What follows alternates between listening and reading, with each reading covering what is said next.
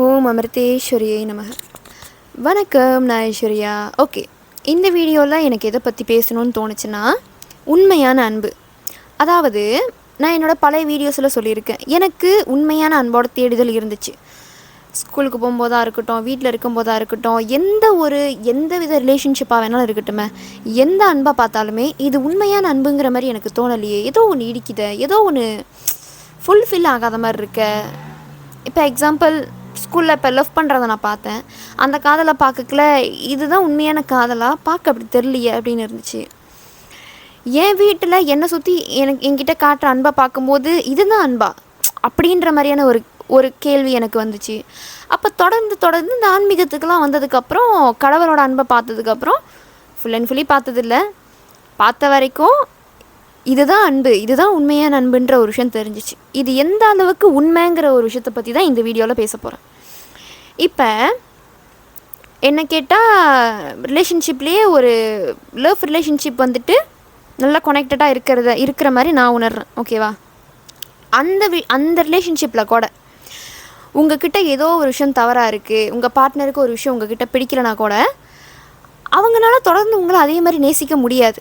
ஒரு கட்டத்தில் உங்களை பிடிக்காமல் போவோம், கோபம் வரும். என்ன கேட்டால் அதுவும் ஒரு உண்மையான அன்பு கிடையாது, தூய்மையான 100% அன்பு கிடையாது. அடுத்த நிலை அன்புக்கு வருவோம், அம்மா பிள்ளை அன்புக்கு வருவோம். இப்போ ஒரு அம்மாவோட பிள்ளை தப்பான வழியில் போகிறான், ஊதாரியாக போகிறான், நிறைய பேர் சொல்லுவீங்க, இல்லை ஒரு அம்மா வெறுக்க மாட்டாங்க, பையன் நல்ல வழிக்கு வரணும்னு தான் நினைப்பாங்க. அஃப்கோர்ஸ் ஆமாம். ஒரு கட்டத்தில் அந்த பையன் அவங்க அம்மாவே அடிக்கிறான், தண்ணியை போட்டுட்டு வந்து இன்னும் மோசமாக நடந்துக்கிறான், அவங்க அப்பாவை அடிக்கிறான், வீட்டில் இருக்க பிள்ளைங்களை அடிக்கிறான், வீட்டு மானத்தை வாங்குறான். அப்படின்றப்ப அந்த அம்மாவுக்கு அந்த பையன் மேலே வெறுப்பு வரும், கோபம் வரும். ஆனால் கடவுள் அந்த நேரத்தில் கூட நம்மளை வெறுக்க மாட்டார். கடவுளுக்கு வெறுக்க தெரியாது. ஓகேவா? உங்களுக்கு புரியுதா? எந்த ஒரு பாயிண்ட்லேயுமே நம்மளை வெறுக்காமல், நம்மளை மனசார நேசிக்கிற, நம்மளை அப்படியே அக்செப்ட் பண்ணிக்கிற, எத்தனை வாட்டி தப்பு செஞ்சாலுமே நம்ம திருந்தணும்னு சொல்லி நிற்கும் பொழுது நம்மளுக்கு வாய்ப்பு கொடுக்கறது எல்லா நேரமுமே கடவுள் மட்டும்தான். ஈவன் உங்கள் ட்வின் ஃப்ளேம் ரிலேஷன்ஷிப்பாக கூட இருக்கட்டுமே, ஓகே பெஸ்ட்டு தான், நான் ஒத்துக்கிறேன்.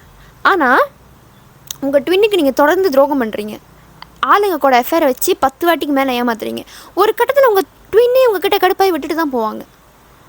சொல்லப்போனால் நீங்கள் ஓல் அண்ட் கம்ப்ளீட் ஆகி நீங்கள் எல்லாம் செஞ்சு செல்ஃப் லவ் பண்ணி எல்லாம் பண்ணி உங்கள் ட்வின் ஃப்ளேம் உங்கள் லைஃப்பில் நீங்கள் அட்ராக்ட் பண்ணாலும் உங்கள் டிவைன் மஸ்குலைன் கூட நீங்கள் கனெக்டடாக இல்லை. அப்போ ஆள் ஃபிசிக்கல் பர்சன் வந்ததுக்கப்புறம் நீங்கள் உங்கள் டிவைன் மஸ்குலைனோட கனெக்டடாக இல்லை அப்படின்னா ஃபிசிக்கல் பர்சன் விட்டுட்டு போயிடுவார்.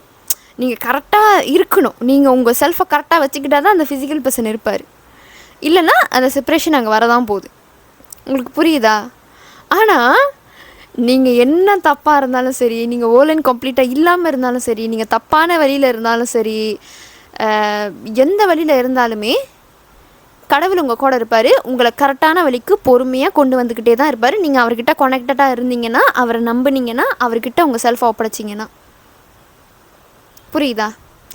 ஸோ இந்த ஒரு விஷயத்த இந்த வீடியோவில் நான் சொல்லணும்னு நினச்சேன்.